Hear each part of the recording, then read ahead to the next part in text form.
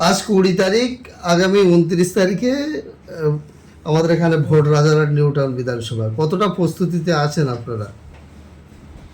আপনারা তো আমাদের সঙ্গে আছেন শুরুয়ার দিন থেকেই। আপনারা নিজেই দেখতে পাচ্ছেন যেরকম সাড়া আমরা পাচ্ছি লোকদের থেকে, যেরকম ওরা আগ্রহ করে হয়ে ওরা আমাদের সঙ্গে কথা বলছে, আমাদের দুজন সঙ্গে কথা বলছে, আমাদের টিমের সঙ্গে কথা বলছে, আমার সঙ্গে কথা বলছে।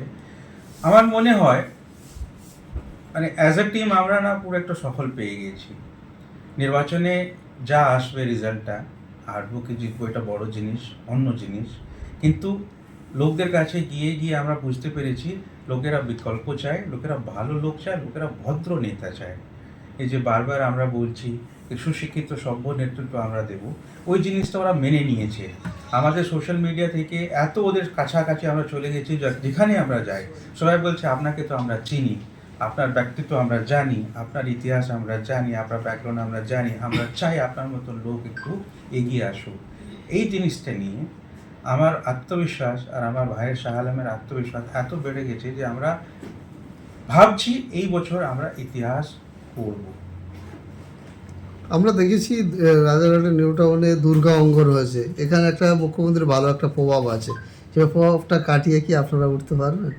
দেখুন, যারা ধর্ম নিয়ে রাজনীতি করতে চায় ওদের বেশি লাভ হবে না। কিছুক্ষণ জন্য একটু শর্টকাট ওরা করে লাভ পায়, কিন্তু বেশি লাভ হয় না। এইদিকে মমতা দিদি কী করেছেন, দুর্গাঙ্গন করে হিন্দুদের ভোট চেয়েছেন, ওইদিকে হুমায়ুন কবির বাবরি মসজিদ করে ওদের মুসলমান ভাইদেরকে বিভ্রান্ত করেছেন।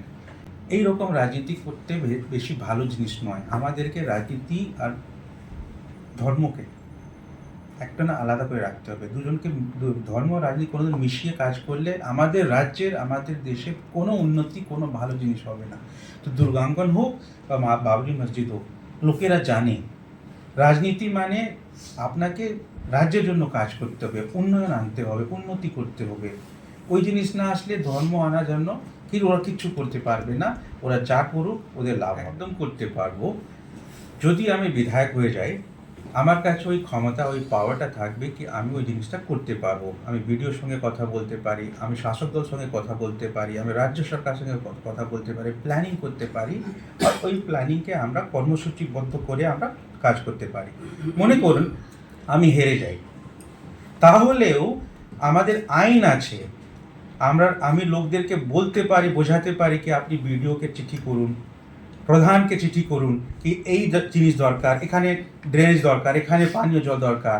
যদি চিঠি পাওয়ার পরে ওরা কাজ না করে, আমাদের কোর্ট আছে, আমরা রিট পিটিশন ফাইল করতে পারি। আমরা যা বেসিক ন্যূনতম যা আমাদের চাহিদা যদি আমরা না পাই, কোর্ট থেকে আমরা তুলতে পারি। তো আমার কাছে তো দু হাতেই লড্ডু, নাড়ু আছে আমার হাতে। বিধায়ক হলে কাজ করতে পারো, বিধায়ক যদি না হয় তাহলেও কাজ করতে পারো।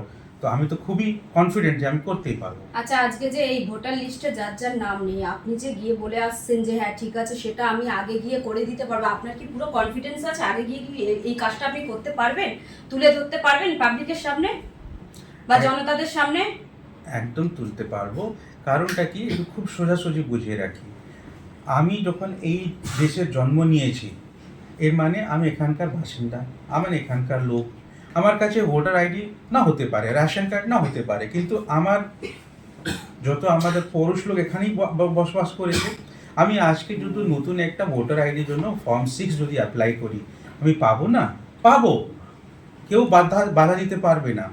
তো এই যে আইনিগতভাবে আমরা একটা নতুন ভোটার আইডি পেতে পারি ডকুমেন্টগুলো দেওয়ার পরে, তো আমরা পাবোই পাবো। তো আমি যখন জানি কি আমি করতে পারি, আমার বউয়ের করেছি, তো বাকিদের কেন করতে পারবো না? মনে করুন কেউ কিছু না কিছু কারণে ফর্ম 6 ওরা রিজেক্ট করে দিচ্ছে, তাহলে আমরা কেস করে ভোটার তালিকায় নাম তুলতে পারি। এই আমাদের সাংবিধানিক অধিকার আছে, আর কেউ খেয়ে নিতে পারবে না।